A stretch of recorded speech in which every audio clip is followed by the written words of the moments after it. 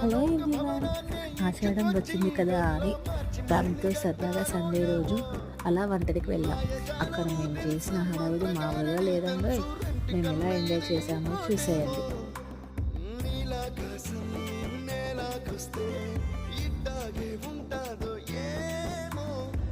సంతోషం దాచాలంటే హృదయాలు ఓ వంద కావాలేమో. ఇంతందంగా ఉంటుందా ఈ లోకం?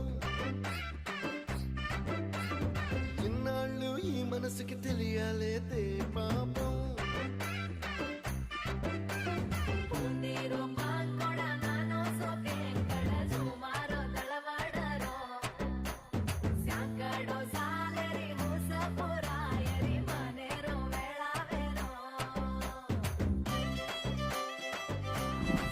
ఈ వీడియో నచ్చితే లైక్ చేయండి, సబ్స్క్రైబ్ చేయండి.